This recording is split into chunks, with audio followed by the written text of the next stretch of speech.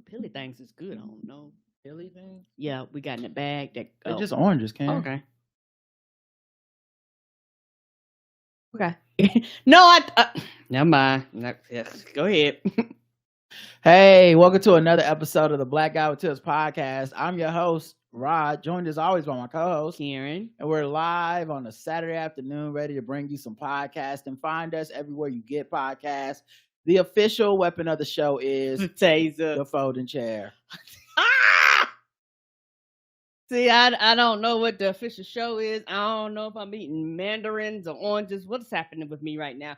It's the folding chair, and the official unofficial sport is bullet ball. A bullet ball extreme. And today is a feedback episode. That's what we're going to talk about, all the things that you had to say. And there was plenty to say. We had a good time this week, and we like wrapping it up with you guys. Of course, all the ways to leave feedback is right there in the show notes. And of course, there's people that actually give us money on our website, theblackguywhotips.com. You look on the right hand side, you can say, I want to donate to the show, I want to support the show with some money, and we give you a shout out.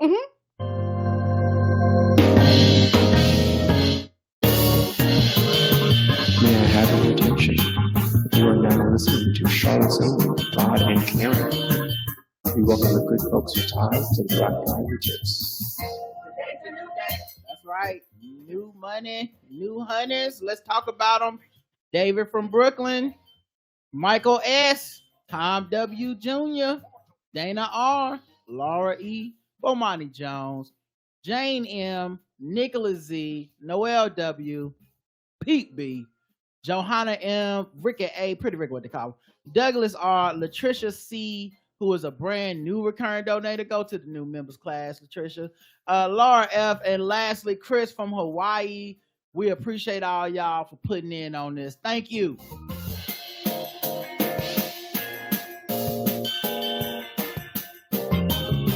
All right. Let's talk about the people that left us 5-star reviews. We had 3 of them. One of them came from Japan. Quick review update. This is from Oli Chama, who says, been listening to Rod and Karen for at least 10 years now, and they keep getting better and better. Love this podcast so much. Here's to many more years of success. Thank you. All the way from Japan. Okay, we appreciate you. You are all across the world. We international. Apparently we are. Konnichiwa. All right. Still a tipper. This is from Best Listener Ever 99, who says, I'm still a tipper. This podcast never gets old. That's right. We're like when you enter Wakanda and on that plane, and then the hologram fades, and then you see the lush jungles and the rich cityscape, and you go, this never gets old. Never. Jay Houston, who says, I didn't know what I was missing, 5 stars. Hi, Rod and Karen. I want to thank you both for all of your amazing content. I have canceled a lot of my streaming services because I have so much content to catch up on from you. This podcast is the best investment because there is so much content. Driving long distances has become welcome because it's like having my friends in my car. Oh, that's sweet. All right, now, and make sure you turn on that left turn signal when you make that left. All right. Not only are you both smart and witty, your followers are welcoming and funny as heck. Also, win-win for all. My grandson loves the bops for the LGBTQ spots. Oh, you know it is. Let me see what you want to be. Come on. Nothing cracks me up like hearing him sing, we lit. We is lit, baby. Shout out to the family that listens together. Okay, we love to see it. We really do. All right, that was all the 5-star reviews. Thank you so much for those 5-star reviews. Honestly, it makes it worth it. Yes, every week when you tune in. Yes. We love to hear nice things about us. Let's get into the episodes for the week. The first one is 2858. Top that. It's a feedback episode. We got 2 comments. Apia says, great. Now I have the rap from Teenage Witch show in my head. That was a bop. I've never watched Teenage Witch, so that I was like, okay, wait, girl, let's go. Well, you never watched Teenage Witch, and possibly because it's not named Teenage Witch, and also because it's not a show. It's a movie called Teen Witch. Oh, it's a movie, but I've never watched the movie either. And it's just called Teen Witch. But thank you for covering the origin of hip-hop, what now I consider that tune to be. I heard it is on a legit black podcast. After all, the Blackout Tips, they know. Yeah, go out and tell Black Dorothea that. Let's see what happens. Shake it up over there. Fix it up. You've been too safe. Maybe it's time to burn some countries down to the ground over there. No. Even E says, I can recite every word in the top that song because Teen Witch used to be my jam. I love that movie so much as a kid that I watched it again after listening to this episode and I realized it doesn't hold up. Yeah, I'm never going back to rewatch it. I watched it so much when I was a kid, but I feel like if I go back and rewatch it, it's only gonna be disappointment. Yeah, because you're watching it through a different lens, different set of eyes. Yeah, it's no way. Right. Yeah, I know too much about life now. Yeah, and the 80s was a time. It's the 80s, like early 90s is one of the things where you had to be there to understand. Yeah, and I don't mean it in like a offensive woke way or whatever. It's not that kind of comedy, but it's just I know I'm gonna be like, I thought this was funny. That movie is corny as fuck now that I'm a middle-aged woman, but it will forever hold a place on 12-year-old me's heart. I feel you. And let's see comments on YouTube for this episode for top that. No comments on this one. All right, then let's check the poll. Do you listen to country music? Yes, for Beyonce. Yes, before Beyonce, or no? Yes, for Beyonce, and I found other artists. Some people have been suggesting the stuff online, and I've been seeing people talk about she's actually boost the streamings of like other black women country artists that have already been out there for a while, but people through her music, algorithms and shit like this, and asking around, it's been suggesting other people, so they've been kind of seeing their sales boost too and becoming fans of theirs in addition to enjoying Beyonce. Yeah, and I saw that article too, and I shared it. And some people tried to one person in particular came on my page to kind of like debate it with people or be like, this is just people hitting play on the song and then letting Spotify take them to the next song, and the algorithm is taking them to the other black women country artists. To which I'm like, nah, I mean, maybe that's true for some people, but I remember playing this the first day it came out and a couple of days after, and it wasn't taking me to other black women country artists at the time. It may do that now because it's an algorithm that grows and learns. So if other people are like, okay, I know the people to follow. But I was like, I specifically went and searched black country and found some playlists there. Started adding them to my own playlist. People and fans suggested people, stuff like that. And I think that's a lot of what's happening. I don't think it's worshiping her like a god to say that this is the facts, that there are people that weren't listening or checking for black country music like that, and who are now doing it because she's in that space. I don't Agreed. I'm never really sure what people agenda or what they're trying to prove about that. I don't think it's like it's just like, yes, that's what happened, and honestly that's what happens for a lot of stuff. It was with a lot of times black people are all over everywhere already doing stuff, toiling, and it's like, if you're a black person and you like anime, there's black people that liked it before you, there's black people that make it, there's black people that do cosplay, right? But if Beyonce started doing it, or say when Megan Thee Stallion started doing all that anime stuff, and she's now hosted the anime awards, she brought people who might not have known that much about it into the culture. Yes. And now you got people that, it's become more mainstream. You got Kev on stage watching anime and doing reviews. Not saying it's directly to Megan Thee Stallion, but yeah, the point being like it's mainstream enough that people are like, let me check this out. I haven't really been into this before. Correct. I don't. That's how we all grow and learn. I think only on the internet or that hipster culture has it been like, you either already knew this shit or you're a poser or you're not cool or this isn't really about her. Whatever, man. I think it is, and I think it's helping, and I don't see why it's a problem. It's not a problem. A lot of times I think that like it's this kind of a saying, like some hipsters, and I know it's really terrible in the nerd culture when it comes to some things that people have loved and it's their thing. When nobody likes it, you love it. When everybody likes it or it grows, all of a sudden you feel like quote unquote certain way about it. But the thing is, with it growing, more eyes, more people, guess what? People get more funding, they're able to do more. Like it actually benefits everybody, but people get in their feelings and get in their emotions, and want to exclude people. I think a lot of people are really big into the exclusion type of thing, and they like to be in clubs and cliques and shit like this. They never grow out of high school, and it grows into adulthood when it comes to certain things. Because my thing is, who gives a fuck if Beyonce brings her fans into country? That means you have a large amount of people that's going to hear artists they never heard of before, and now they have new lifetime artists in country. And you know what that turns into? Streams. You know what that turns into? Going to shows. You know what that turns into? Buying their merch. You know, like when people move into these genres, it's money that comes with these people too. And somebody's saying people will complain about how shit's not being funded. Why my favorite such and such get canceled? Why this get canceled? Why that get? Because the fucking money has to be there. The money has to be there. The people have to be there in order for the shit to grow. So you can't be like, we want to exclude people. We don't want people there except for the people we pick and choose to be here, and then be like, why shit don't get made? Yeah, in this case, it was more like, what's the problem with giving her some credit? Right. I mean, she got a big ass fan base. Then yeah, there's gonna be people checking for the music that weren't. I don't know what the problem is. Shout out, yes, and the thing is, anything she does, I hope because I think it's gonna be 3 parts, like another album coming out after this country album. And if it is, I want it to be motherfucking rock and roll. Child, if she bring out the violins and the bass violins, you go see motherfuckers being like, I'm a violinist, I'm a flutist, whatever she is, she gonna bring people with her. And I do not know what it is, because people do this all the time when they switch genre music and shit like this. They bring their audience with them, but I think that people just have this thing, this personal thing inside of them that actually doesn't really matter. So who gives a fuck? You've been there 25 years. Don't you want people to like and love the things that you do? But for some people, the answer to that question is no.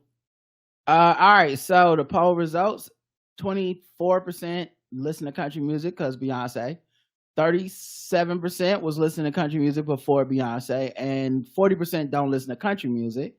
And on Spotify, 20% for Beyonce, 45% before Beyonce, which makes sense. It is Spotify, and 34% no. So I think if you bring in 20% of our audience to country music, that's a pretty good marker. Yeah, and also, like you say, we are all over the fucking place. I don't care how obscure it is. It is somebody brown, black, other somewhere in these groups. So it's gonna be somebody like, yeah, I'm glad I'm not alone. I'm glad other people are here. I'm glad when I bring up Vocal Bunny, somebody go, that's my jam too. Versus I bring up Vocal Bunny in the room is crickets. Yeah. Music is to be a shared experience, in my opinion. Mm-hmm. The quote of the show is supersonic, idiotic, disconnected, not respected. Who would ever really want to go and top that? And Bird Bulla says OG 80s white girl negging via rap. Autumn Woodland says shameless plug again. My BFF Rissy Palmer is a Billboard charting country singer. Her show Color Me Country on Apple Music is great if you want to laugh and learn about country artists of color. Okay, all right, and it's Rissy, spelled Rissi Palmer. So put that in your searches. Yeah, put that in your searches, people listening. Now got a new fave. Mm-hmm. That's what happens. Tiffany says I need a smug mug too. Definitely getting one. Yep, Mm-hmm. got It's mine. in the store. Roger got his. I'm enjoying it. James says, as someone who was born and raised in San Antonio, once I saw that hemisphere license plate from Beyonce's social media, all I could say is Bey Haw. Not Bey Haw. With a cowboy hat emoji, cowboy boot emoji, and fuck John Schneider. And Leash says, well, I listen to country now. Exactly. That's how it goes. I've been listening. I've been branching out. And, I found some hip hop kind of country music too. Yes, me too. So I've been, listening to some rap, like that Big X, The Plug. He got a song called Texas that goes hard as fuck. I sent it to all my Texas homies. Like, hey, I didn't know. All right, let's go to the next episode. 2859, Dogmatic. This is where we had Keith and Hemda from Keith and the Girl on the podcast. Yes, it was guests. fun. We had a good old time, and we got plenty of comments, like 8 of them. Ramsey says 5 stars for the episode. Besides the banter, my favorite part of this episode was watching on YouTube how Rod geeked out about the Celebrity All-Star basketball game. Oh yeah, I'd love it. Mm-hmm. It's so fun. People just we get old and just, I don't know, motherfuckers be against fun. Like, honestly, NBA All-Star is really for the kids, if we're being frank. I agree. I know it's a corporate event and adults want to see hard hitting, whatever. But I think it's supposed to be a little bit goofy and dumb. And yes, you would like those guys to take it seriously, and I'm sure that'll happen eventually. But you know, the celebrity game for me is just always straight up fun. It's fun. I love watching it. They do everything right. Only problem was whenever they did the walkthrough of practice, the people did not understand all the rules, and with that LED floor being able to change on the fly, they just couldn't keep up. And I wish they had, because they would have been better if they really understood. Like, we should try to shoot from this spot to get extra points, you know? Right, but they didn't understand. Correct. Shoe Booty says, someone who's better at Photoshop than me should make a Dogmatic album cover a la Illmatic with Karen, please. Jay Full says, I'm glad we finally gotten to the root of Karen using Dogmatic, because for years I've been like, I don't think it means what she think it means. And Appia says, I agree. Appia says, oh, my favorite podcasters are podcasting together. I love it. Oh, we love it too. We do. Shoe Booty says, remember Four Loko? I don't remember anything that happened while drinking it. Think I fought a raccoon for a chicken wing. I remember it. I remember it. Child, me too. Never forget. I never forget how it made my face feel. Child, everything was itching. No, thank you. I had to lay down after. It was crazy. We did a podcast on Four Loko. It was a marathon. Four Loko marathon. It was us, Where's My 40 Acres, and the Insanity Check podcast at the time. We went first, and then they had their episodes after. I'm pretty sure our episode is the only one that is still up. It is. Because they took theirs down. By the time you get to the second and third podcast, we did our first one when we were still drinking it. And by the end of it, I was like, I'm done. I can't host another show. I can be on someone else's show blurting shit out, but I definitely can't host my own show. And by the time we got, like, people that watched it live enjoyed the hell out of it.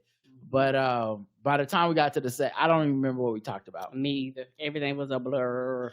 Angela says, wonderful show. Love to see you both with Kimda and Keith. Best wishes to both of them on their journeys. I finally understand Karen's Dogmatic. I love it. And yes, it's definitely a shirt. And yeah, I'm making that shirt. I'm working on Canva right now. EVE says, what fun guest. I've never listened to Keith and the girl because I have so many podcasts in rotation that I never got around to it. But now I wish I did before him to left. But I can see why you think so highly of them. They are funny. Yeah, I mean, they're funny. They professional. They've been doing this thing for a long time. And I think also they did so much living and giving opinions and stuff in public and changing as people and going through life's ups and downs in front of everybody. Yes. And they've been so open and honest about their things that they go through, and when they couldn't be, they even told you why they couldn't be and all that stuff. I don't know, man. They were already friends in my head before I was ever a guest on their show, before we were ever doing Last Week on Keith and the Girl or whatever, you know. And so yeah,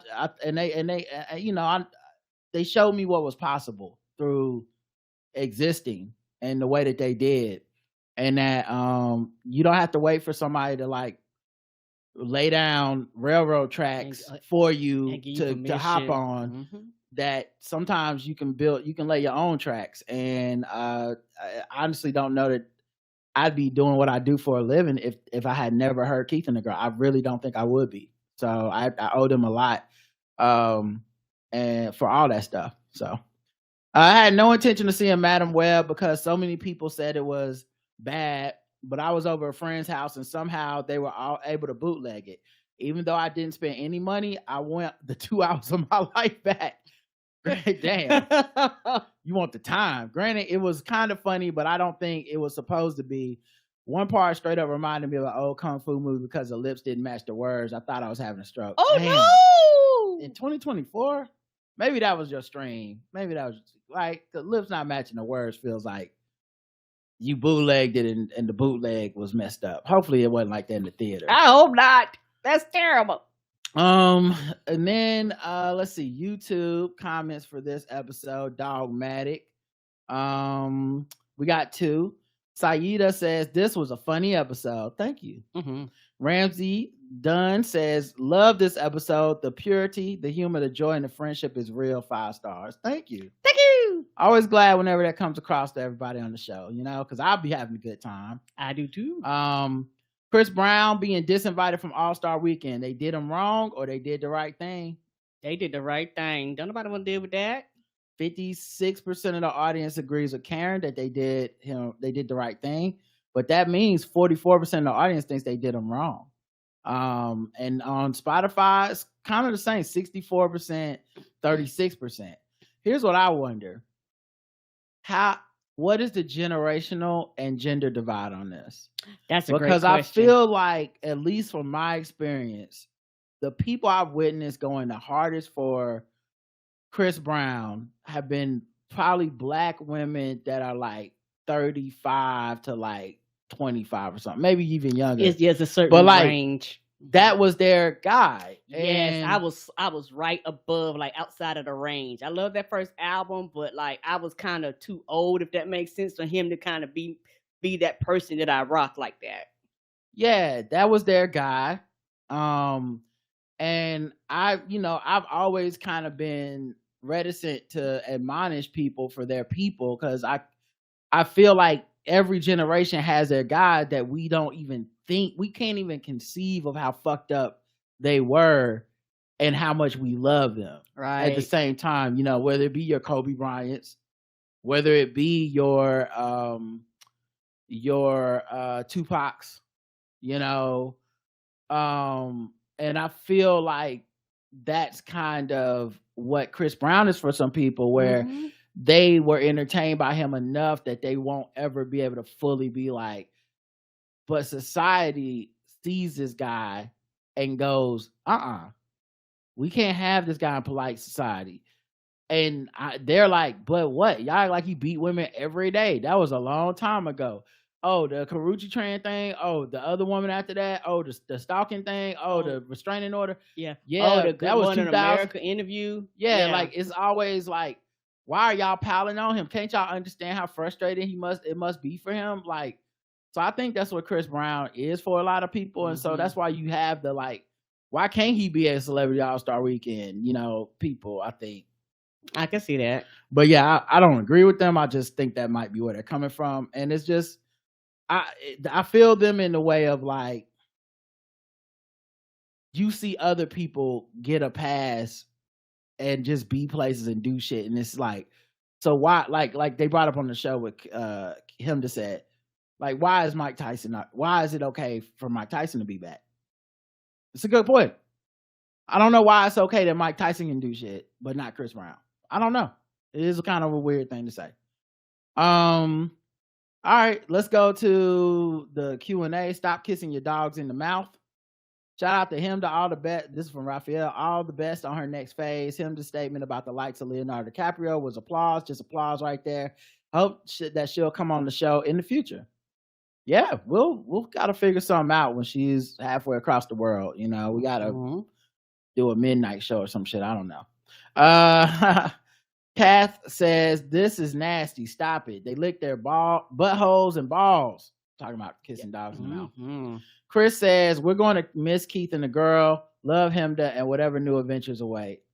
We'll still be around, but without Hemda. So, it's going to be interesting to see where Keith takes that, because he's got everybody in suspense, because I don't even know if he's had to really sat down and thought and planned it out yet, but it's getting close. James says, we'll miss you, Hemda. M. Nicole says, please and thank you. Burry Bueller says, being cleaner than just a human butthole is a low bar for cleanliness. Dog tongues are cleaner, not clean. White people shit. Can Nicole says, my dog eats rabbit poop like it's kibble. Rabbit poop is cleaner than a human butthole. It's still shit. Preach, Hemda. George Clooney is the Hollywood weirdo in that circle. Yeah, nigga married an age-appropriate woman. I know they'd be like, oh my God, here he come with that bullshit. Not age-appropriate is a problem. Right. Whenever you roll over and look at that woman, you just think how she about to die. Like, what? She's only like 50. Right. Nah, couldn't be me. Alani says, put your mouth on the toilet. It's about the same.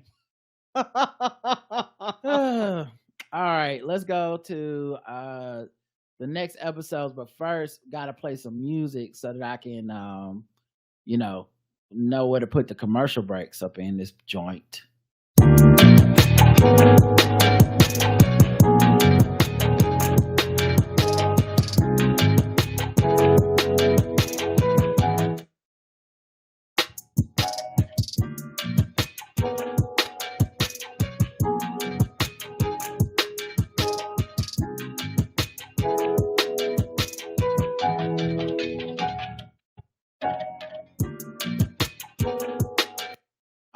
The next episode is 2860 Mac History Month. We had 5 comments.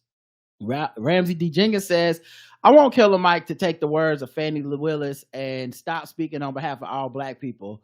A man is not a plan. Killer Mike, please stop. Ain't that the truth? Appia says, Club Shay Shay, I hope that using you are gay as an insult and people getting mad about it was of the past, but I guess not. Someone would call me gay. I would only be confused about what the point was, not mad. But I don't follow toxic masculinity, so I guess it's easy for me to say. Yeah, also, I was thinking about this the other day, not in regards to Shannon Sharpe, but just in general. I didn't make it like a random thought, but it was just something I was thinking about. Insults are about intent, not necessarily what the insult was. I can see that. And so what I think people respond to, I mean, obviously people have homophobia. There's some latent homophobia. Everyone's tainted by it. Like, it's not, I'm not trying to disregard all that. But the intent to offend is what they're really responding to when it's like, you said I'm gay, but what they're really saying is you tried to say something bad about me. Right. And fuck you. And it just happened to be that, but it could have been literally anything and they would have responded it's the same a reason way. that like a certain person could call me the N-word or girl or bitch or whatever, and it would never offend me ever, because I know the intent behind it is not to offend. Right. And then there's certain people, they could say my name, which is my actual fucking name, and they can say it in a way where I know it's an insult, and I'm like, what the fuck, you want to fight? So like, I do wonder how much is that and how much of it is literally just them being super homophobic. And I'll never know for sure. Obviously, we can never know 100%. Mm-hmm. But I think that's why you have people that, would go, I'm not homophobic. I have gay people on my show. I don't do it. But it's like, but you kind of are though. You know what I'm saying? Because you think being called that is like the worst thing in the world. Or maybe just you responded to the fact you're being insulted. Agreed. And, it's one of those things when it comes to being insulted, for some people, they feel like you insult me, I have to respond. Like it's something within people that wants them to respond. So I'm like you, content, tone. A lot of these things matter to me when you're talking to me. The inflection of your voice, your facial expressions, like that shit means something a little bit more than just kind of the words themselves. Yeah, and I mean, and I don't excuse the homophobia, obviously, because I think it's just, you can't separate that Shannon sat up there and laughed about that shit when everyone was calling everybody else that wasn't there gay. He thought it was a funny thing to say, shocking maybe, but he didn't correct anyone.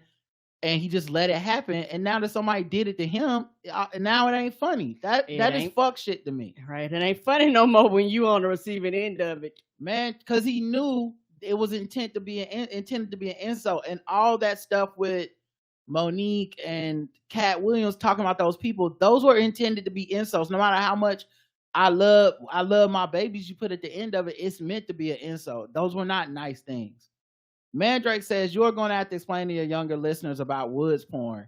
You and I know about woods porn because we are Gen X, but young people today didn't even grow up with Playboy magazines, #goodbye print media. Well, Mandrake, I'm not going to explain to them because sometimes explaining the bit makes it less funny. And if you know, like, look, if you're on YouTube right now, you're looking at my shirt. If you know, and that's what makes it funny. If I kept referencing it, this shit wouldn't be funny no more. Mary says, regarding the state of dysfunction in the Republican Party, Despite California being a blue state, there are many areas outside of LA and San Francisco Bay Area that are red. Remember, former Speaker of the House Kevin McCarthy is from California, but the red parts are not really crazy red, more like former Senator John McCain red. As you mentioned, there's now some distancing from Trump going on. One of the ads in the race for Senate here attacks the Republican candidate as too MAGA for California and states that the candidate, former LA Dodger Steve Garvey, has voted for Trump in the last two elections. Garvey is now evasive when asked if he will vote for Trump again. I believe that Trump shit won't fly. By the way, all three Democratic candidates are on board with this message, so it has even consolidated the Dems. Glad you brought up an underreported story. Thank you. Mm-hmm. That's what I aim to do, man. I think it's good to see them on the defensive, and we'll see what happens in the general, man, but I don't know. The boogeyman of Trump, I feel like there's more media incentive to play up the boogeyman of Trump than to talk about the dysfunction within the party. Yes. And the fact that they haven't won an election in 6 years, because you got the 2 years during Trump and then the Trump re-election and then the 4 years under Biden. They haven't won an election since. How bad of an issue Roe v. Wade is for them, how bad this IVF thing is going to be for them. No one wants to do that because that's not sexy to be like, yeah, I think the Democrats had this in the bag or the Republicans are fucking this up. What's always sexy in American politics and American media is the Democrats are bad and they're going to lose and the Republicans are doing good. Yes, and I agree. It's very frustrating because you're not telling the truth. And, if you start really harping and quote unquote really talking about the dysfunctions and the flaws in the Republican Party, white people lose their minds on both sides. And it's like, but it's the goddamn truth. Like, fuck your feelings, white liberals who actually are like, I'm looking at you crazy going, why are you over here then if you still support the fuck shit? Like, it doesn't make sense to me, but they'll support it because they support whiteness. Mm-hmm. EV says, so I guess staying up late and watching shows we weren't supposed to as kids was a canon event. I remember Real Sex and Hookers on the Point, but my favorite late night HBO documentary was Pimps Up, Hoes Down. And that was such a classic. Y'all owned the VHS, the Blu-ray. I had all that shit. Yes, sir. That was where we were introduced to pimps like Pimpin' Ken, Bishop Don Magic Wand, and Mr. White Folks. Mm-hmm. Yep. There was a lot of them too. Mm-hmm. For some reason, Ice-T was on it. Some reason. Nigga was a pimping. He talk about pimping all the time in his raps. Mm-hmm. He was at the Players Ball. Yes, I think you can still watch it on Max. They don't make documentaries like that anymore. They sure don't. Rosebud with 2 D's for a double dose of this pimping. Yeah. Monique. Spoken words? No, it wasn't spoken word. That's just what he said. Yes, but it sounded like spoken words to me. Okay, all right. Well, I was quoting Pimps Up, Hoes Down, guys. That was what a pimp said. Anyway, Monique is don't pay me no attention. I can't. You're my co-host. I pay everything you say attention. My bad. Monique is her own worst enemy. She has made it abundantly clear that she is the queen of the pick-me's, putting a man before her kids and everything else in her life. I think she could have been so much more successful in her career without Sidney, but it seems she's problematic even without him. Hope her son finds peace and healing. Yeah, man. It's more sad than I have no rejoicing in it because I never hated Monique. I never was rooting against her. I never was like, there's a lot of people that do the like, these black women, this is what's wrong with them. This is sad. I think she's very talented. I do too. I think that Sydney's a bad business partner. And I think she got stuck in some grievances that she's never moving on from. And honestly, even though she's tried to make her case, I've never been less sure of her case than I am now. And that phone call that leaked with the Tyler Perry shit just made her look bad to me. Mm-hmm. I was talking to Justin about it yesterday, and I realized on the pregame, and I realized she was trying to actually get Tyler Perry to do the Madea voice on the phone. Well, she kept being like, put Madea on the phone. That's the real bitch. Because they knew they were recording it. So if he would have responded to that in that way, even as a joke or serious, they were all just, that was just to have on him to be like, look what we got this idiot to do. It was very weird, and it wasn't business minded or professional at all. It was fucked up, and Not at all. Yeah, I feel bad for ever even falling for that shit. Let's see if there's comments on the YouTube for Mac History Month. We got one comment. Karina says, "Hey, Rod and Karen, that whole when boy gets a woman pregnant is very telling phrasing from Killer Mike." That is, I didn't even catch that. That is such a good point. Yes. Oh my God, that's so deep. That's all. Like I said, his whole argument was about straight relationships. Not just that, but the girl is a woman, the man is a boy. You know what I'm saying? Like it's like he's saying this like the woman is a woman always, an adult always, and he was talking about 16-year-olds, 17-year-olds. That's what he was talking about. Oh, okay. So he said that's a woman, but when he talked about the male in the situation needing to go to school, that's a boy. It is telling. The words we use say a lot. Here's the poll. Killer Mike's child support plan, good or bad? Bad. 97% of people think it's bad. One person thought it was good. 4% basically. Were you in the barbershop room? Who was you? One person? Were you? You know we got that one Jason Whitlock ass Republican that listen. were you the Republican they were talking to? He probably was like, this nigga spitting. I'm spitting them facts. I mean, I think some people really do think of blackness in this very. So here's the thing. One of the reasons I don't really fuck with the way the conversation was going is because I think the framing of it is already extremely patronizing and anti-black. Mm-hmm. Essentially, it is accepting the premise that black people are having a bunch of kids at a young age, out of wedlock, don't know no better, aren't educated. And statistically, all those numbers have dropped. And are going to go to prison and whatever and end up on welfare and all this stuff. The fact of the matter is those numbers are lower than they've ever been. Kids are having less sex and less pregnancies. They're less STDs. They're doing less than all our generation went through. Mm-hmm. So when we still talk like that to a white man running for president, what you're saying is this is what blackness is. Okay, you're not there talking about business opportunities. You're not there talking about equality and justice. You're not there talking about reparations even. You're there talking about us like we're a bunch of inner city welfare kids, blah, blah, blah. That is what blackness represents to you, Killer Mike, and to many people that talk about blackness like that.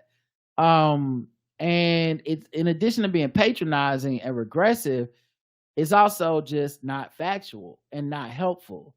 And so there's a lot of black people that fall into this, that, you know, they think that stuff is a black thing, not an American thing. Welfare is not an American thing. It's a black thing. Killed out of wedlock isn't an American thing. It's a black thing.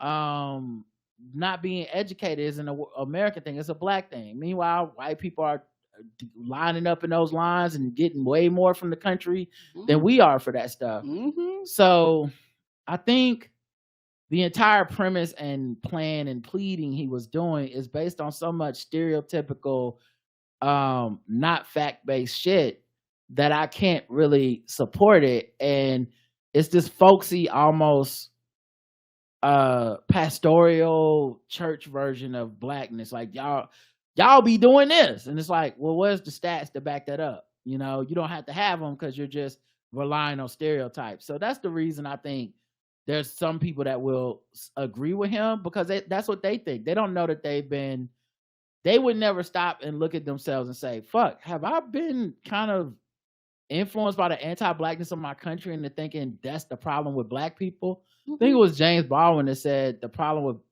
only problem with black people is that we think there's a problem with black people. And I believe that to my core. I don't think there's anything that black people go through that is not that is something that is unique to us in a way of like any pathology we have that would not happen with any other race of people. I think that's not really true. I think we're human, and the things that have happened to our people definitely affect us. But the idea that only black people do, that's not really true, you know? So anyway, that's why I don't like that stuff. But, you know, I guess that's his ask. And it don't really matter because he's talking to the nigga that's going to come in 12th place out of 4 candidates or whatever. Right. Bring out them whips and chains. I'm trying to take you down. God damn song. That was a Q&A. That's hilarious. I want to lick on my sugar, bird. I want a piece of that meat. I'm a freaking lady. Go down on my baby. Yeah, I'm pretty tasty.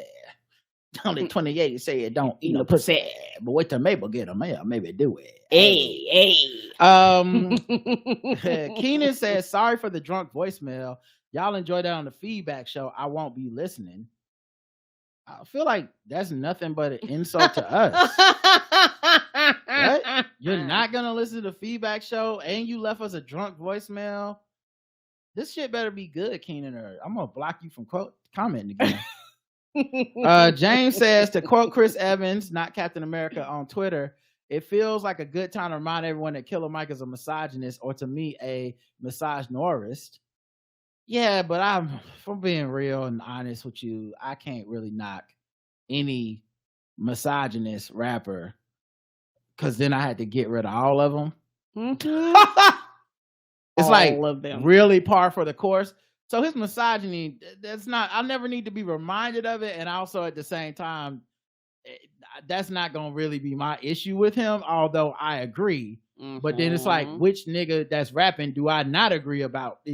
Pick all of them. Jay-Z, pick all, you know, Drake, Kendrick Lamar, like all of them got some shit now. Mm-hmm. Me, nigga, I got some shit. We all got some shit. Okay, my women rappers, they got some shit. They'll talk about somebody bitch taking a man and how they ain't a real bad. We just we live in a misogynistic and a misogynistic culture. But yeah, he definitely is a misogynist though. So you know, he just keep talking outside of rap, and people are like, "Bitch, I'm tired of you." Yeah, basically.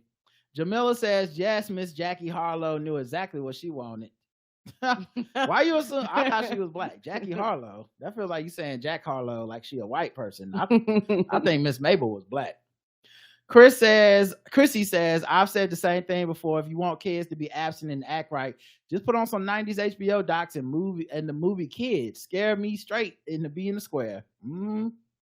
Alamni says, get that gummy, make your toes curl. All right. Hello. I guess he's gotten, he must have got his Apple Vision Plus, Apple Vision Pro in the mail already. Yes, 2-day delivery. Right. Put in that work. Miss Mabel happy. Mm-hmm. Next day shipping, baby. Yes, next day shipping. Episode 2861 was the last one of the week. It's called Grayed Out. We had 6 comments. Appia says, Rod, I would in most cases prefer a walk outside to a walk on a machine. When you walk in daylight, even on the winter, the light is boosting your mood and working against anxiety. Plus, your skin is using the daylight to produce vitamin D, good for strong bones and muscles.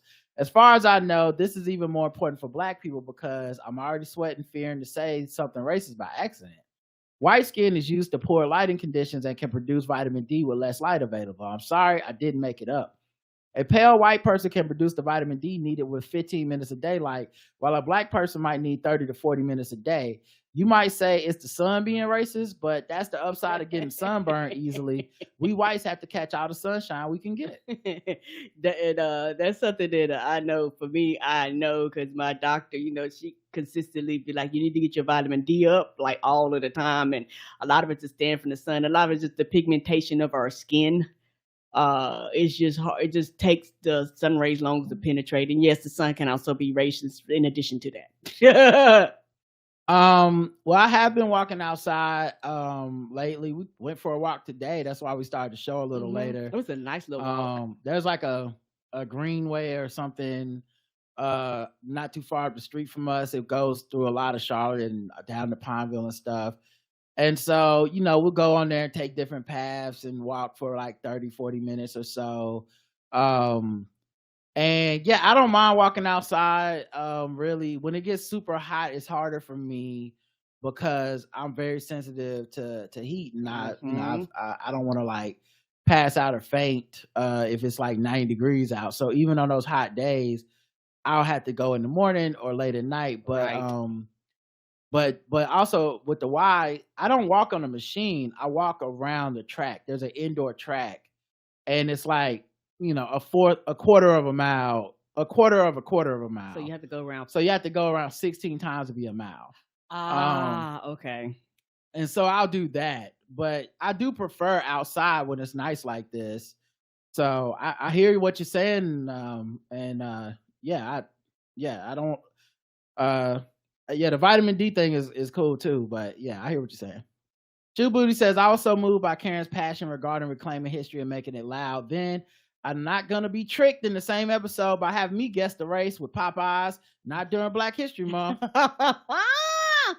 All right, we almost got you. Don't fall for it. Tommy D says, about politician names, do you remember the Eddie Murphy movie, The Distinguished Gentleman, from the early 90s? Eddie's character had a name that was very close to the name of his district congressman that died. He figured no one knew that their congressman died, don't even know his face. They just voted for the name. His campaign slogan was even Jeff Johnson, the name you know, the name you can trust. He even showed his face and won. Then the corruption begins. Good flick. Apple saw Mr. and Mrs. Smith, watched the Rice screen and said, oh no, the Rice scene, and said, oh no, the jig is up, put out a statement.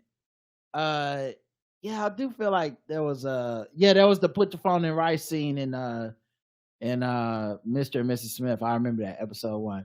Neb says, I absolutely put my phone in Rice. I even started throwing in a couple silicone packets I saved from packaged food. I agree. It sounds like a scam to get us to break our phones more easily. Either way, I'm going to keep doing it. Yeah, especially when they said, don't do it with the rice, but just leave it on the counter to dry. I'm like, well, what's the difference? Right. That takes it twice as long to dry. It's not like I'm putting it in the bag and shaking it up with the rice. Right. Nice try. Evie says, I'm so disgusted by the mother who allowed her 5-year-old to wax random coochies. All these clients need to be rounded up and arrested and put on the registry. Random coochies, right. If that was me, if they were not random, it'd still be fucked up. If that was me, I would have been like the Grandpa Simpson meme. As soon as I saw a child, I would have pieced the fuck out. What is wrong with people? And for the mom to brag about on social media is wild. Right, that's how she got caught. I need people to bring shame back because it don't seem like a thing anymore. Agreed. Yeah, I'm with you on everything you just said. And then on YouTube, AJ says, I don't know. That My Body Told Me to Cheat video is doing numbers on TikTok. 5 million views and 12K comments. I think y'all gave it a little too low of a score. I would have went at least 6 out of 10, maybe 6.5. Well, that's because you're not a professional like me and Karen. Like, it's cute that you think, your score count too. But we've done the math and the science and the research to back up the data of our scores. So maybe when you start a podcast that, gets the views and the numbers that we get, you can tell people what you think the score is and they'll care. But, we're going to stick with our scores over here, player. As Carter says, about the books, I also got my love of reading and became an Anglophile by reading my aunt's Bodice Rippers, starting in 4th and 5th grade. Maybe it was 6th. I learned great vocabulary and some historical facts from those historical romances. If a kid is reading, let them read. Media shouldn't be the thing that teaches your children morals or how to behave. It is an influence, but parents and things in the real world are and should be a bigger influence. I agree. And people complain so much about risque covers that now all the adult covers are very bland and non-assuming. Cartoon covers are just colors and flowers. Right. That's such a great point, because now they're like, I bought this book because it looked like it was just a cartoon silhouette. And it's like, right. But when it used to be Fabio with his chest heaving, kissing some woman in the fucking could tell the difference. Flower patch, y'all would say that that's too sexual. What if my kid sees that cover? And now they know that it's a sexual book. And I don't want my kid being exposed to Fabio's heaving bosom. I don't need him seeing bosoms. He too young for all that bosoming and long hair on the beach riding horseback. That's too much. My too kid, much thrusting. now my kids gonna need to have a quivering mound, and it's cause of Come y'all, on. America. And so then they put the fucking cartoons on the front of it, and now they're like, what? How can I even tell the difference between this and the kids' book? Make up your fucking minds. Right.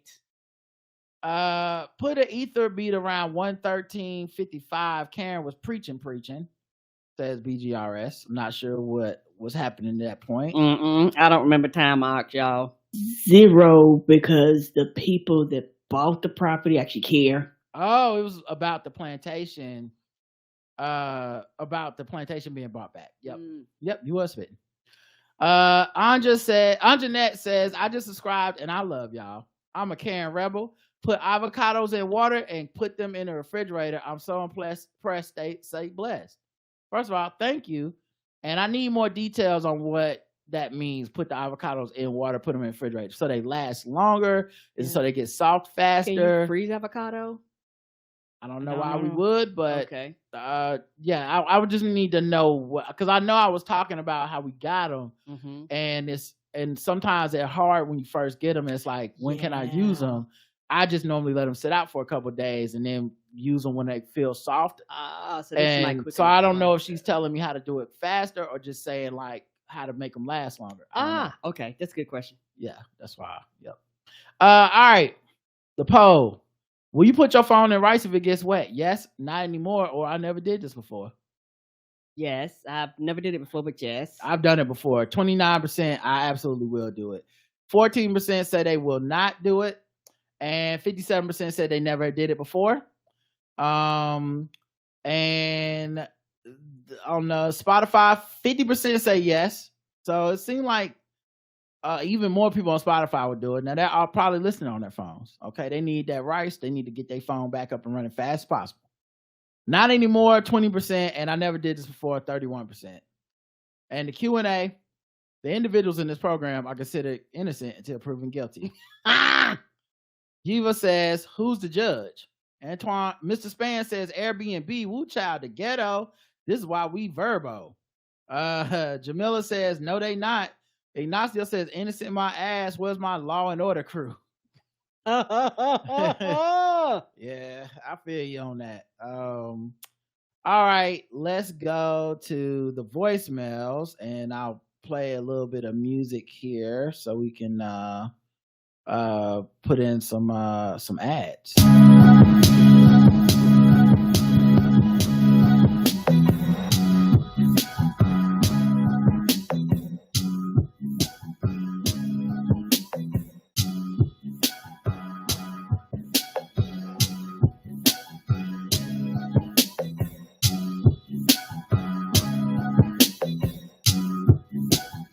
That was called Mystic. That was kind of hard. All right, first voicemail from Blue Wave Rider. Let's check it out. Hey, Rod, I know I missed the feedback show for the 17th, but to commemorate Donald Trump's losses in court, can you give me a little taste of that fuck Donald Trump? About 60 seconds, if you can swing it. Thanks, bye. So no, because it's copyrighted, and when we play that on YouTube, they end up taking shit down and flagging and muting it. We used to could do that before we put stuff on YouTube. But yeah, like normally they'll let it slide if it's like shorter than that, but then they'll take away our right to monetize it and be like, any ads that y'all had on this now go to now go to the artist or whatever. But I'll still give you some of it though, because fuck it, they get these ad money this week. Just when I thought it wasn't getting no sicker, woke up one morning and heard this weird ass motherfucker talking out the side of his neck. Me and all my peoples, we always thought he was straight. Influential motherfucker when it came to the business. Since we know how you really now, since we know how you really feel, it's how we feel. Fuck Donald Trump. Fuck Donald Trump. Yeah, nigga, fuck Donald Trump. That's my jam. All right. That goes hard. Tiffany Sharice left 3 voicemails. All right. Has something to say? Hey, Rod and Karen. I was just calling to see what I've seen that we've all been kind of keeping track of what's been going on with the Monique Gate. And I think I'm pretty much nearing the end of, giving a fuck about it. I know I just sent you a little link to I guess it was a leaked phone call. But now I feel like, it's getting a little bit kind of like, doing it for the gram, kind of not in the way that we do it for Black Eye Tips, but just in terms of this call, it's like, why was it recorded? And, I'm starting to have all these, ideas. But I just thought I would just say my little 2 cents before the hype is over about what I think about that situation. And I've kind of just always been a little bit neutral, because I do have empathy that Monique and her husband feel the way that they do, that they feel that they've been slated. But I also feel like it's been, 17 years? And I feel like the truth of, if you break it down to brass tacks, I really just feel like prove them wrong. If you think that this one rumor, a Hollywood rumor,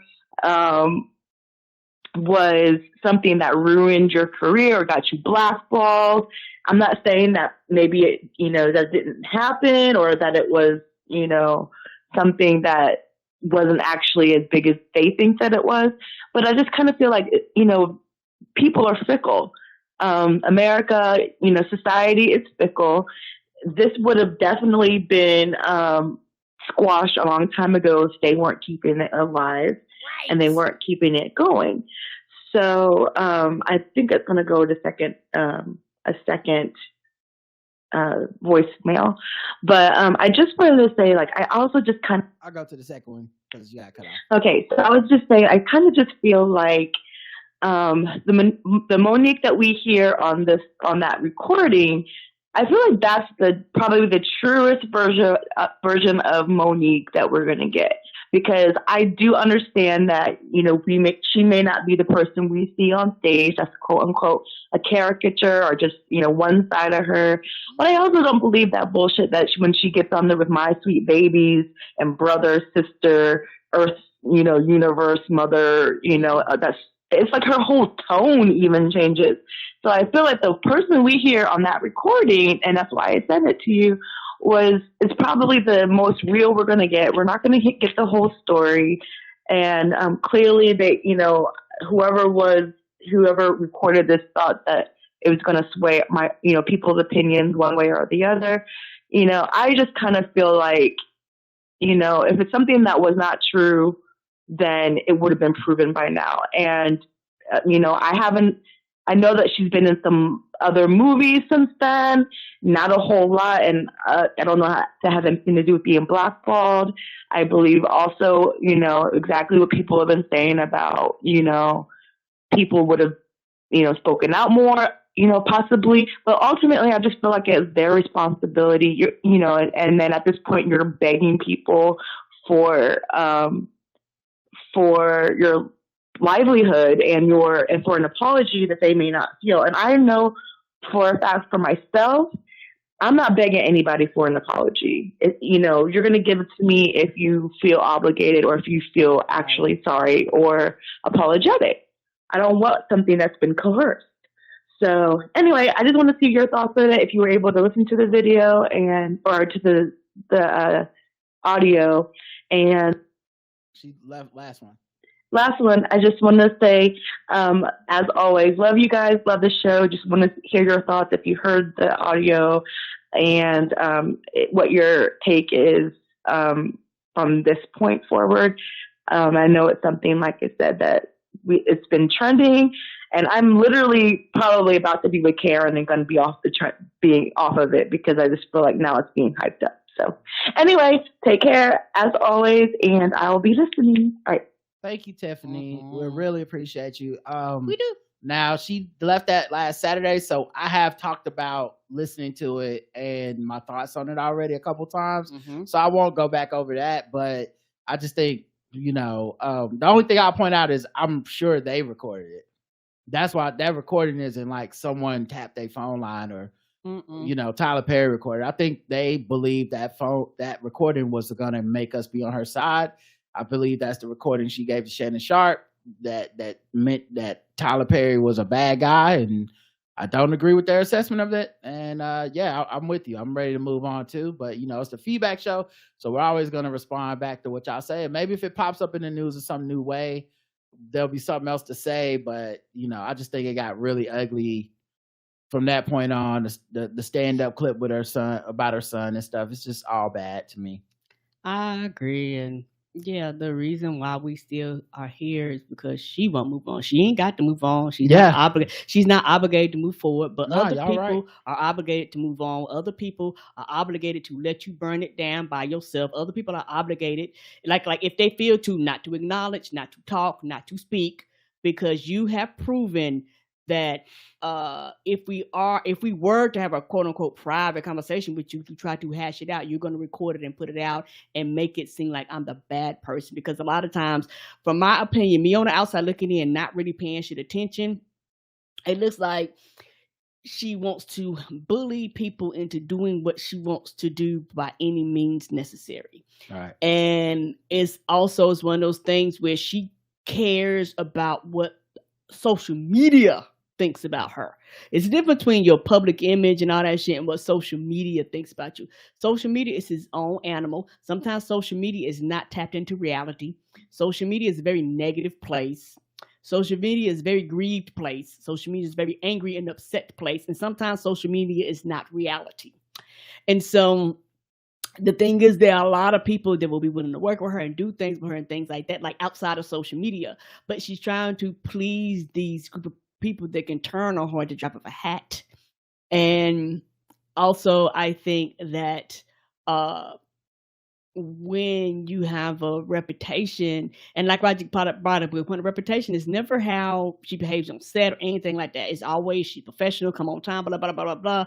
But it's always the business things. And for a lot of people, they go, hey, dog, we signed contracts. We made things straight. If you wanted these things, not to say we wouldn't give it to you or negotiate them, but you need to tell us up front. You can't change the deal on the fly. You can't act unprofessional. You can't I talk to you about something and then you go flying up there with that. I might not even talk to my people. I might not even reach the right person. Like all that is out of order and shit like that. Like you're just a complete out of order person. And it's my way of the highway. And I do understand that, her being bucking up against the system and her being different and her being unique makes her her. And I understand that, sometimes celebrities and things like that get to their position by doing things outside of the box. Not knocking that at all.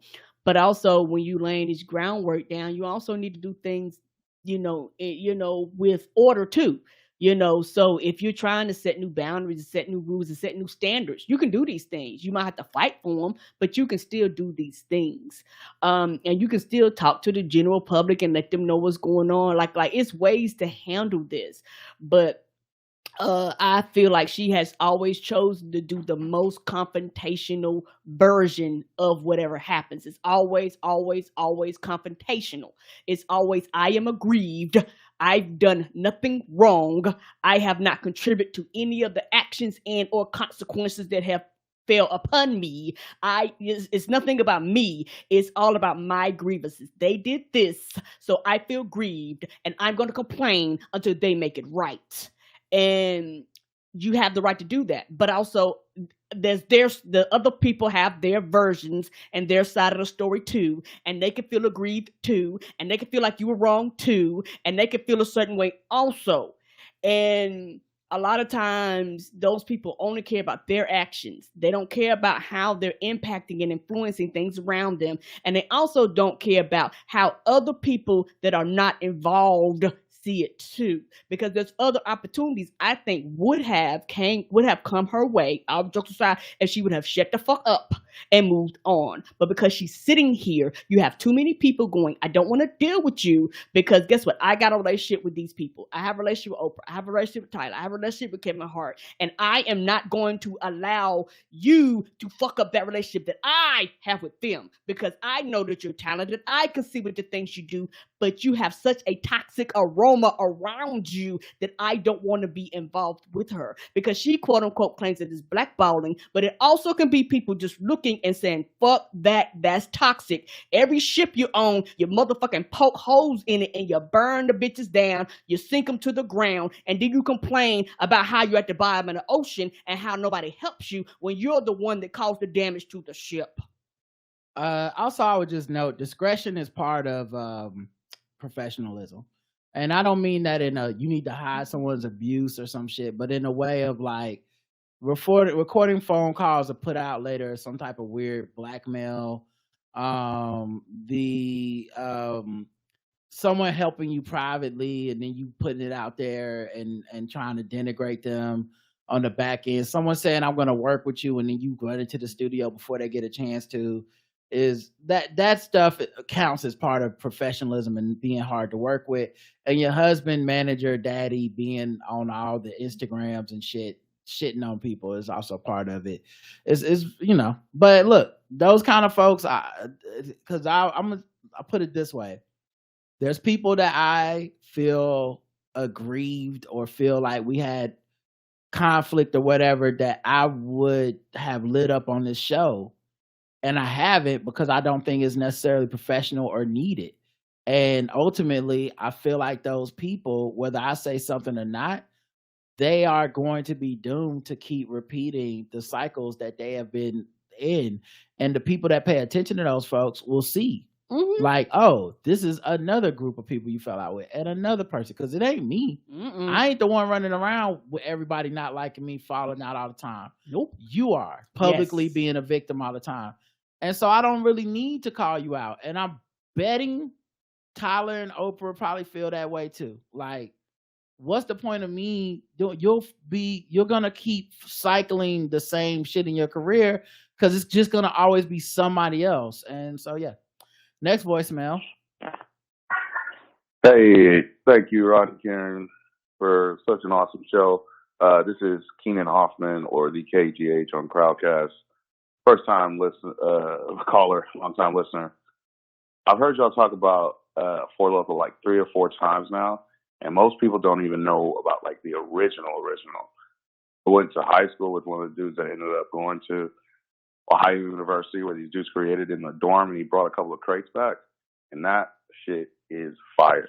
Like when you guys talk about the coke with the cocaine in it, that's that joint. But that's all I wanted to say. Mm-hmm. Keep up the love the show. Keep it up. All right, got our first Four Loko hipster. He was on it before anybody was on the original one. Yeah, we got the uncut version. Yeah, he was like, I got the one that was invented in the dorm room. Right, we don't have that.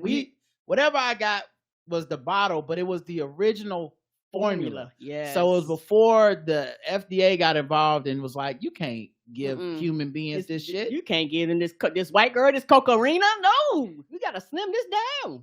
But that original formula was too much for me. So if it was something before that sounds like it would have been extra too much for me. Ooh, upper and a downer, no thank you. All right, next voicemail. Hey, Rod and Karen. Camille, I don't want to just love y'all. Thank you for everything that you do. Thank you for the sacrifices y'all make to entertain us. We greatly appreciate it. Y'all have a good day. Have a good year. Oh, that was so sweet. Thank you. I didn't even catch your name. It sound like Tanil maybe, but thank you. I appreciate it. Next voicemail is from Alumni. He left 2 of them. Hi, Rod and Karen. This is Alumni, your favorite councilman. I don't know why I say that. Y'all don't know me. I could fuck up and make national news, and then y'all talk bad about me. That's fact. So I'm calling. I'm trying to make it short as possible. So I'm calling to say that I really appreciate listening to you, listening to you talk about politics, and listening to y'all comedy. I really like the episode which you did with Keith and Hemda. It was quite funny, and I enjoy your show. It inspires me to do my podcast, and I really appreciate that. And just want to say to keep up the good work.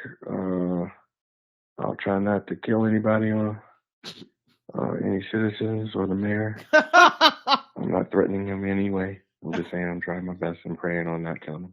What? So continue to do work. Get people, please vote. It's important to vote. It's necessary to vote. If we don't vote, we continue to have fucked up shit, especially on local, especially in general election. These are the things that we need done. It'd be better to have. It's nice to have a black agenda or some kind of way to, or some kind of black lobby in a way to form or create a party other than RFS, which to me is Republican Party, and I call them RFS, racist, felonious seditionists. So I'm just saying it's best to vote. Biden has done some things that has helped out a lot, and He got cut off, but he called back. so we have benefited from what Biden has done. The economy has been better, unemployment has been down. These are the things. This whole thing of Biden is old is not necessary. I don't want to vote for my survival, but my survival is necessary. Survival for my children is necessary. So I don't want Trump in because this motherfucker's already told us what he's going to do. Right. So, yeah. Please, people, vote. Is what it is. I mean, I got in office, and all I wanted to do was just make a change. And I wanted to just do things and try to make some changes because our local government is fucked. It's corrupted. So I just want to change it back, and I just realized how much of an uphill it is. So, and this is why you need to vote and support and do things. Again, thank you, folks. I enjoy y'all. Y'all funny as hell. Thank Bye-bye. you. Yeah, you also, I think, running for local office, being involved in local politics, you realize how disconnected people are, even from the issues that directly affect them. So yeah, that's definitely a big thing. And definitely don't kill any citizens. Because now I feel like this voicemail is evidence, and I definitely don't want to have to cover the topic and be a witness in the courtroom. Right? So How can them you got them just- contacting us? So if you would just save us the time and make sure everybody stays alive. And I think it's everything you said about Trump and Biden, I agree with. The Biden age thing is just a way for people to try to like either a dog whistle, you're gonna have a black woman president if he dies, and what the fuck is the country gonna do with a black woman? Right. It's either them dog whistling that or just a way to excuse that Trump is still a worse choice. Like, yes. Well, I'm sorry that America voted for an old ass white man because they wouldn't vote for Hillary Clinton before that. Right. But this is what the fuck we got. Because motherfuckers had a chance to vote for every other kind of person, and they said no. I don't want a young gay dude. I don't want a Latino dude from Texas that cusses too much. I don't want a black woman. A black woman who's a cop. I don't want a black woman who's a former. I think that was Val Demings, right? And then they didn't want anything but an old white man at the end of the day, right? And the only other person they really was contending at that time was the other old white man, Bernie Sanders, who's older than Biden. So I don't know what the fuck to tell y'all, man. Like, this is what choices are. I'm gonna always encourage people to vote. We voted in our local primaries. I think we talked about it on the show. Maybe that's what sparked this call. Early voted, yeah. But we vote, and I don't see what you're gonna get that you want by not voting. All right, let's go to the last voicemail. Not sure who it's from. So there was a scene where a young Latin boy sucked my dick. What up, Rod and Karen? What up, Tippers? This your boy Danny Foxworth here from North Carolina, South Carolina. Long time listener, first time caller. I just want to give y'all y'all's flowers. So I've been rocking with y'all since like 2011. There was a thread on the OKP message board that had people recommend black podcasts, and the two names that came up the most were y'all and Combat Jack. And I'll never forget the first time I listened to y'all's show. Rod, you was talking about playing pickup ball at the Harris Y, and Steve Smith came in and was trying to bully everybody. And I was at work laughing my ass off, and it's been on ever since. So I just want to say thank y'all for the years of endless comedy, and Y'all keep doing what y'all doing. I'll holler at y'all later. My man, Daddy Foxworth, man. We met him a couple times in person. Now he came out to the live show. He was at a Hornets game. We met him. I follow him on Twitter and stuff. He's been on this thing for the last year or so at least, of going out and meeting all the internet homies, and I think it's so dope. I'm always, because when you I wasn't on OKP, but I was on SOHH, hip hop message board. And when you go back that far with people that listen and they listen to the other people and the other podcasts, it feels kind of like its own community of people. And so, yeah, you see these folks and you're like, yo, I know Leonard Brothers. I know, when you see them take a picture with, oh, that's Dewan or whatever. So I've been getting my life vicariously through him. And just a genuine funny dude. And that clip, the thing he said at the beginning was, I want to say the first time we had Hot Firestarter on from the Firestarter.com podcast, that crew. And we played a clip of Byron Long, porn star, talking about how he wasn't gay, but he had done gay porn where people like a young Latin boy sucked my dick. And he was mad that anybody would even say well, that is a gay act. Yeah, it's a gay act. It was at least gay for pay. That was a gay. You can't have a dude suck your dick and be like, there's nothing gay about that. That's not what are you trying? What are you trying to convince? Don't gaslight me. Right? Don't act like I'm crazy. It's not like I'm judging you for doing some gay. Right. I'm not being like, oh shit, you did some gay shit, nigga. But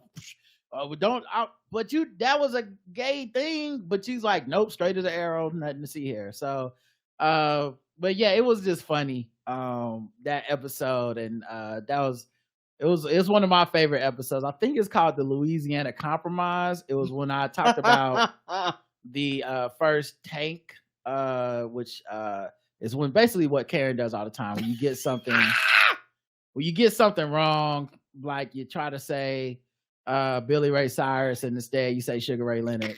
And I thought the Louisiana Compromise, I had mixed up the Louisiana Purchase and the 3/5 Compromise in my head and was calling it that. So that was a fun episode, man. If you ever get a chance to check it out. Yeah, I gotta get them on again. Absolutely. All right, let's get to the you know what? We're gonna save doing it for the gram for a regular episode because it's 66 comments on this. Oh, y'all have something to say. Yeah, we can. I wonder if that might be too many to do. We may have to do that on a regular episode. Yeah, I'll make a note. Yeah, make a note. Yeah, because I didn't expect this many. Yeah, we did it on a regular. So show. Let's do voicemails emails. Let's do emails, and then we're gonna wrap this one up. And later in the week we'll do that doing it for the gram. We will.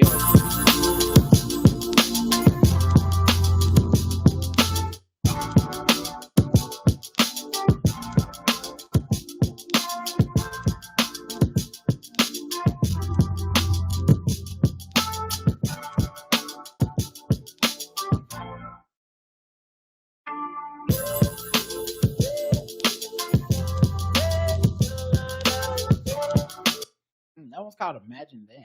I like that. Smooth. All right. First one's from Cassa. Oh, wait, no. We did this one last week. The first one is from Lisa, who says, greetings from New York. Hello, Rod and Karen. Rod, I learned about you from your appearances on Karen Hunter's show. I've been listening to the show since episode 2842. I agree with your observations and audience feedback on the Monique situation. It's been 17 years now. Oprah is 70 years old. At this point, it's her and Sydney. As a result, I departed during her set when she performed in Albany, New York. I didn't want to be part of her BS. She is a wonderful actress. When you're in the world of business, frequent swearing and using the N-word are needless. Hint, hint, my sweet babies. By the way, that Spotify jingle was my jam for a minute. Well, I'm glad you enjoyed the Spotify jingle. We definitely curse and say the N-word, and I love it. It's honestly my favorite. Yeah, I think somebody asked us one time. It was like, if y'all have children, what would be the first word? And me and Roger said at the same time, nigga. Probably. We say it a lot. And I Yes, don't know. we say it a lot. Look, I think this is the thing, man. We have to respect that people disagree. And honestly, I respect people that choose not to listen based on that. Right. I think, you can miss out on a lot of good stuff, but I grew up, my favorite comedians, Richard Pryor, Eddie Murphy, some of my favorite people in general, talk that way. And I definitely talk that way in my neighborhood with my homies, all that stuff. So I don't know. It's just, it could be a generational thing. It could just be where I was raised, how I was raised. But I don't necessarily see it as just only a bad thing. But I respect those that do. I don't. Right. If someone tells me they don't want me to call them that, I won't call them that. But in my space on the show that we created from the ground up by ourselves with nobody else's help, is a space that we created to be ourselves. And if this is how we talk, then that's how we're going to talk. I respect other people's platforms. When I go on Karen Hunter's show, she don't want people saying the N-word. I don't say it. I'm a professional and I can turn it on and off, but in the spaces made for me, I'm stretching my feet. I put my feet on my couch, and part of that is the cursing, part of that is N-word, part of that is everything, because that's how I show up, is my full self. In the spaces I can be my full self, and damn sure in the one I built, the one we built for ourselves, I'm finna show up the way I show up. People don't like it. I respectfully say I completely understand, and they can dip, But and I don't take it personal either, because every house ain't meant for you. Yeah, exactly. So I ain't nothing personal about it. But at the same time, I hear you. Miss Crystal says, "Hey Rodri, real quick, as your fan, I would love for you to talk to Van Lathan. I get my Vans confused. And Rachel Lindsay and Van's chronic whining and entitled special snowflake thoughts about President Papa and the Democrats as a whole. But also, as your friend, I care about y'all's mental health. But as your friend, I feel y'all smart enough to explain why Van's chronic belly aching is juvenile and played out. But as your friend, I know your time is precious. It should be valued.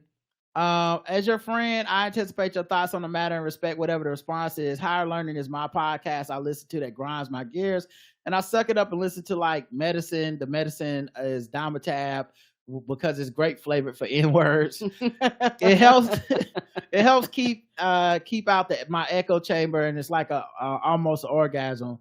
Van said something annoying to get me out of my zone. Let me know if you can relate. I used to do straight political podcasts, but I literally can't tolerate those right now. Real talk, I've been listening to a lot of pop culture, specifically Bravo-related podcasts, because the news and politics programming make me want to puke. So I listen to Higher Learning every once in a while. I, too, have a hard time stomaching it. I think when Van is on point, honestly, Rachel's the one that's mostly on point, but I feel like Rachel doesn't necessarily want to push back all the time on Van, and I don't blame her, because that gotta be annoying as a dynamic. And I'm not saying she always disagrees with him, but I think she's more there. It's like me and Karen, like we're conciliatory. It's, if I disagree with you, I'm giving you the benefit of the doubt. I'm giving you respect. I'm giving, I'm never gonna just be like, what the fuck you talking about? Like, and I think for me, if I was like a guest on that show or talking to him, I would be more confrontational, because I want to pin him down to like some specific points of view, because and it could be, I don't know what his age is.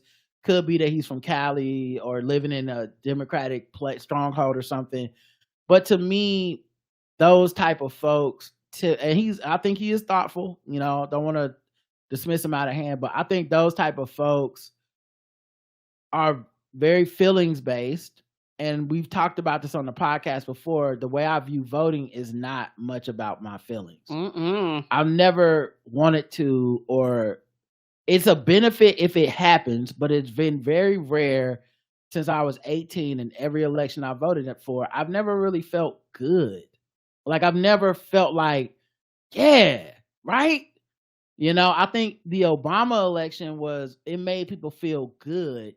And in a way, we paid a giant cost for the country for having a candidate people could feel good about. Mostly because that's always an illusion. So you either have Mhm. those people become disillusioned when he has to do the actual job of being a president, Right. and it's not just a slogan anymore. It's not just a motto. He's doing real work. Real world things are happening. There's compromises that have to happen. There's times where you miss the thing, you drop the ball. There's things where you have to make a call that is tough and that nobody else wants to make. That's what the job is. And so we paid a cost because a lot of the liberal or Democrat, progressive, or young people that voted for Obama came of age and became cynical because they learned what politics were on the fly. They were like, "Oh, what the fuck? This is what it really is." And then on the other hand, with the Republicans, they just were like, "This a nigger will never be president again." Like we hate black people. We'll never help this black man be president in any way.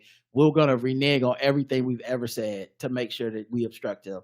So yeah, we've been paying a cost for that, and I think a lot of that is about feelings. And you can't escape that Van was a guy that worked at TMZ with that dude that's clearly a fucking like Republican MAGA motherfucker. His claim to fame, of course, is the moment when Kanye West was in there. But let's be honest, that shit is racism 101. That shit is the lowest bar to clear of standing up to someone saying some racist shit. Kanye's in there in a manic episode saying slavery was a choice. Van was a lot of black people's avatar for our frustration with Kanye.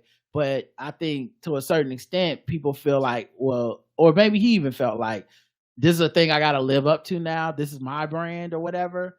And TMZ has said and done and promoted horrible people, racist things, all kinds of unscrupulous things. And he worked there for a long period of time until he had a personal falling out. So once it affected him personally, it was time to dip. You know what I mean?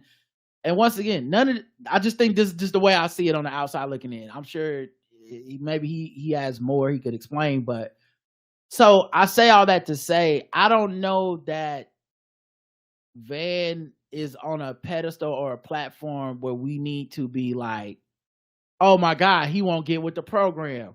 Maybe Rod and Karen could talk some sense to him. He just a dude giving his opinion the way we are. And I know he's heard counter arguments. I've seen people kind of want him to speak up a little more forcefully on certain issues, but there's also a lot of other factors in what he's saying. Like being friends with Charlemagne means he can only be so fucking harsh about the shit Charlemagne does because that's his homie at the end of the day, whether it's business opportunities or just personal friendship or professional friendship. That's the homie. And if you're going to be kicking it with him and he's a mover and shaker, how fucking hard can you go on that man? You know what I mean? Like that dude is a titan of the industry in that he's a mogul himself. And so I just think there's a lot of factors there. I would just say if I'm not the one to go like correct him, because I feel like he would also defend himself with that energy, and he probably won't be swayed by the shit I have to say. Like the idea that you can just say certain shit and then people will go, okay. Even if we got sat down for an hour and somehow he said, you know what, Rod, you making a lot of sense. And I see where you coming from. And the stuff you're saying, it refutes what I said. I feel like him being a human being, the next time he was on the show and it was just him and Rachel again, he'd be back to, hey man, these Democrats, I don't know. It's just his natural disposition. I keep telling people, I don't know how, maybe people not hearing me, maybe people don't relate. Maybe people don't understand. When I tell you I'm not worried about this cycle of the election, I mean it. Mostly because I feel like I've done everything I can. Right. I want to vote. I want to get this bullshit over with. Everybody that is obstinate or on the fence, they're going to be on the fence regardless of what I say. Agreed. And they're going to be on the fence regardless of all the evidence I've seen on what I believe people should not be on the fence, and they shouldn't be pussyfooting around, and they shouldn't be sitting around going, I don't know. They should actually be like, yo, we need to make sure Trump doesn't get elected at all costs. And I don't think people are there yet, and maybe they'll never get there. But I'm there, so I'm good. Yeah, me too. Also, Are y'all on them okra crisp and I'm assuming you don't listen to the show, right? No. Yeah, okay, cool. I just want to make sure that I wasn't like talking over you. Oh, no. Also, are y'all on the okra crisp and crispy onion chips from Trader Joe's? I love them so much. Those were my healthy-ish Super Bowl snacks, but the way the onion chips smell when you open the bag is how they smell going out of your body. Ugh. To be discreet, which may not be a bad thing, but the concept is genius. Instead of sour cream and onion potato chips, eat onion chips. Love it. Hugs and kisses. Your friend for reals, Miss Christabel. My bad. I thought I was going to do a quick email, but I wasn't. Sorry. It's all good. Oh, you did. Steven says, Black History. Good morning. My kids had their Black History program this week, and I couldn't stop myself from saying Black History in the Chadwick voice. Oh, Black History in the Chadwick voice the whole night. Had people looking at me like I was a little touched, but damn, I was chuckling the whole time. Thanks for the great content as always. Steven from Baltimore, because y'all got like 5 more that write in. Thanks, Steven. Mandy says, Black women doing country. Dear Rod and Karen, why is it a problem when Black women do country music when Black men have been doing country for decades? Well, Black people created American music, but I guess somewhat deviated from country for some reason. Darius Rucker, Kane Brown, Charlie Pride, Ray Charles, Cowboy Troy has had success in the country. However, isn't it a big deal when it isn't a big deal when Black men do country? Why? It is insane. Tracy Chapman became the first Black woman to win a country award ever because Luke Combs covered her song. I heard about the controversy about him covering the song Fast Car, and all of a sudden it goes #1. But Tracy's own version only went to the top 10 in 1988. That's been going on forever. When the whites cover Black songs, it sells more records, and the original artists don't receive royalties nor recognition. Well, hopefully she got royalties, and she definitely got recognition. Mm-hmm. It warms my heart to see Black women claim their mark in country, but I don't get the sexism when it comes to Black women doing country. I don't, honestly. But I remember a quote you said on your show that Black men are the white people for Black people. I know what you mean. I didn't get it at first, but now I do. It takes Black men to move the needle for change or success to benefit Black people. Have you heard about the story of Black Americana artist Allison Russell and the debacle about Tennessee representatives not wanting to give her some type of honor, but did for Paramore? Hadn't heard that story. Not surprised. And as far as I guess it depends on what circles you run in. I'm not in the circles of people that are like, I don't want to see these Black women doing country, but it's okay for Black men. Right. I'm not in those circles online either, right? Yeah, like this is not an argument or debate or community I've been participating in. Mm-hmm. And it's if everything is as you described it, it just sounds like plain old sexism and fucked up. Yes.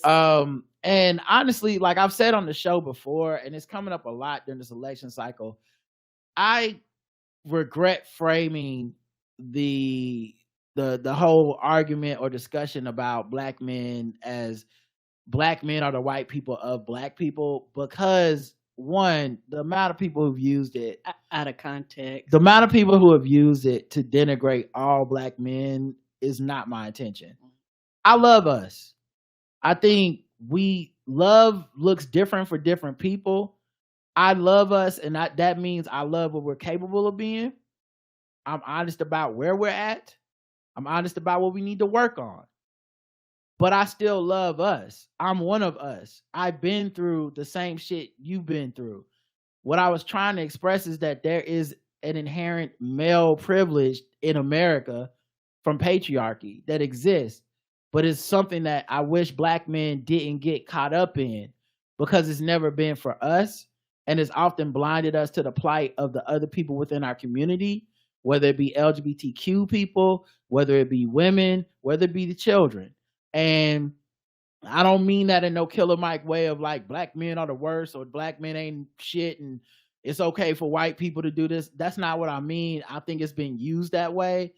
I've explained it on the show many times, but I honestly wish I hadn't even said it that way, just because more people have misunderstood it and used the misunderstanding of it to attack me, other Black people, start fights within the community, contribute to gender wars, than my general point that I'm trying to make. And that's why the podcast is a better place to make those points, because I feel like if I said it the way I'm saying it now, there's a lot of Black men who will be like, I totally see what you mean. And there were Black men at the time that understood what I meant. Mm-hmm. But my goal was never to turn off any good faith people, and I saw, and some people were good faith turned off from the way I phrased that because it felt more like an attack than a description of what what I'm trying to convey about male privilege within the intra community. And it's not germane only to Black men. It would literally apply to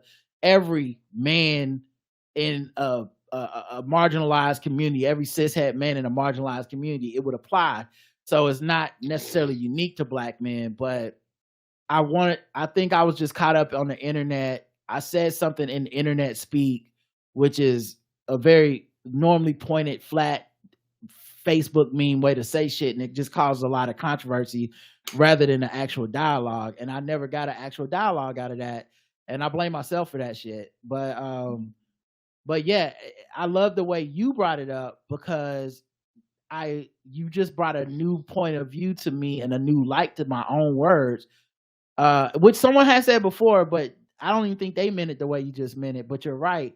We could be using that privilege to make a way for everybody else rather than using it to only defend ourselves and be selfish. And in that way, I think that could be beautiful. I would love to see us do that more often. I'll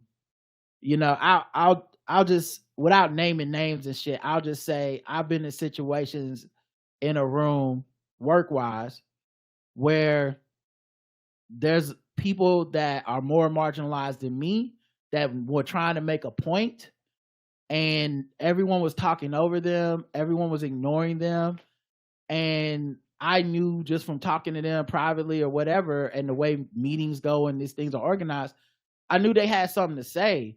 And and it's a very little thing. I would never have even said this if I didn't think it was relevant to what we're talking about. Okay. So this isn't because I'm such a good guy, but I would stop the meeting and be like, hey, hold on. I got something to say.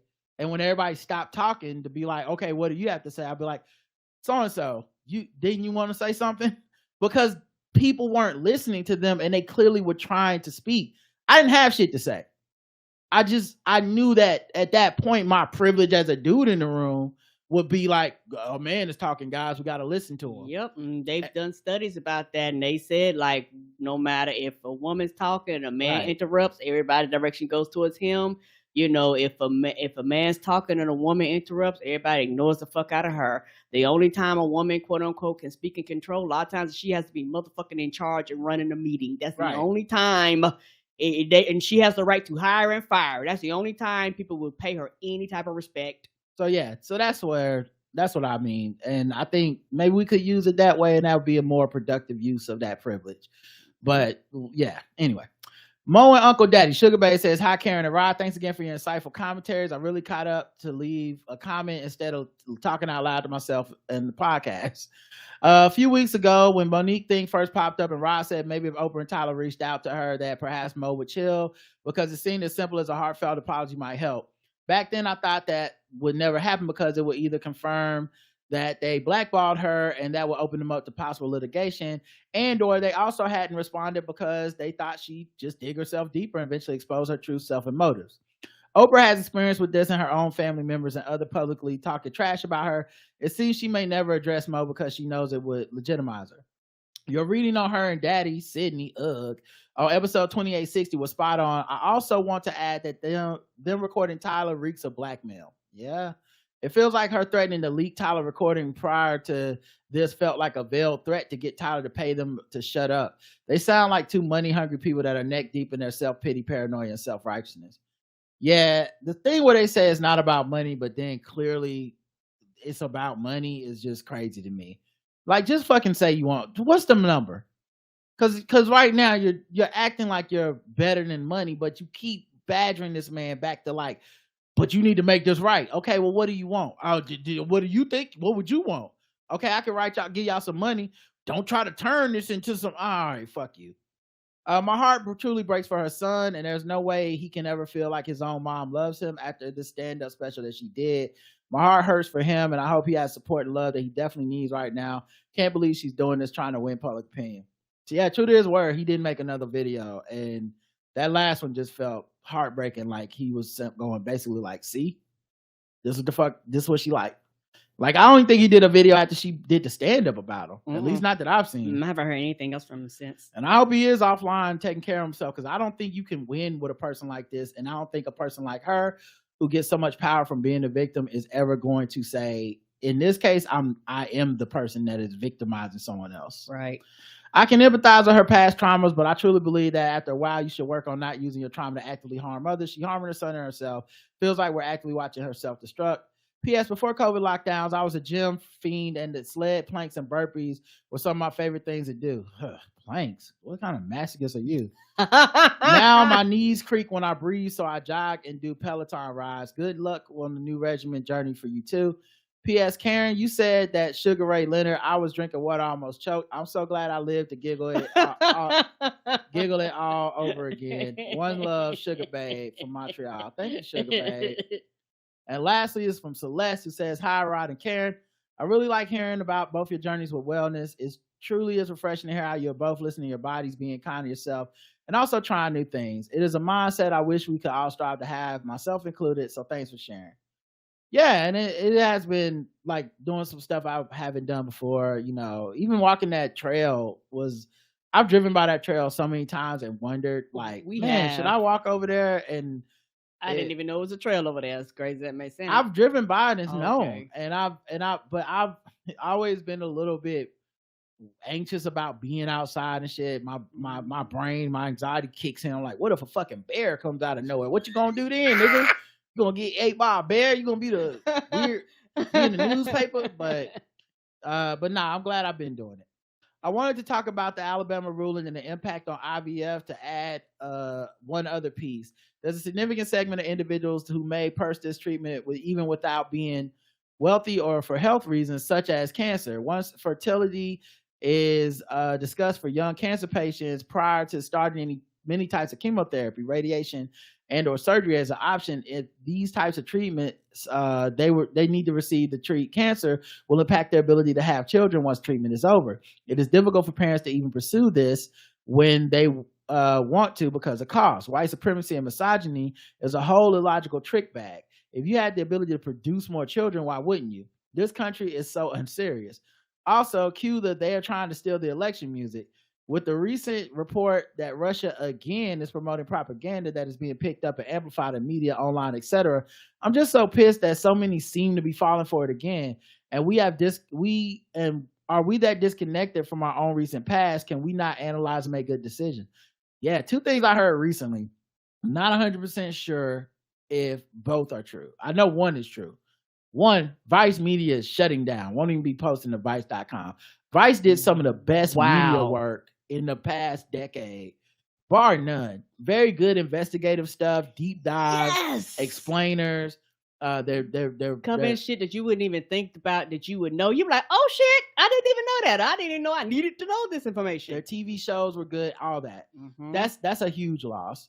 And the other one was that Google is considering doing away with the news tab on their search engine. I use that literally every day. I use news tab when we do our show.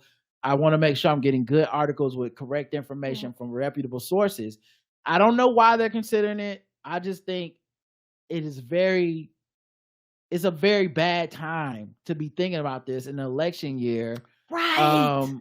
When there's very little good media that is available to the public in the first place. A lot of media is behind paywalls if you can afford it. Right. But facts are now have to be paid for. And yes, the people making blogs and conspiracy theories and QAnon shit, that's all free. It's right there in your face. Can we not see the nefarious actors doing things in plain sight, specifically trying to get his base riled up to make a play to not certify the election again, and have not just an insurrection but a full-blown crisis? If you hear the GOP leadership in Congress and in some states, some have flat out stated they will not certify any election results that don't favor them. I hadn't heard that, but I'm also not surprised. We can only do what we can do, and I thank you both for your comments all the time on these matters because it helps. Keep up the good work. P.S. If you had a Calm app, they have some walking meditations that are nice if you aren't in a rush and are using a walk to try to de-stress. Thanks, Celeste. I mean, honestly, when I walk, and do cardio, I'm mostly not listening to podcasts. I'm listening to Glorilla and shit. So I don't know if I'm walking to de-stress. I'm just walking for the cardio. But if I need that, I'll check it out. So thank you. Thank you. All right, that's everything for today. Thank you for listening. We'll be back with more throughout the week. Until next time, I love you. I love you too. Mwah. Bye, everyone.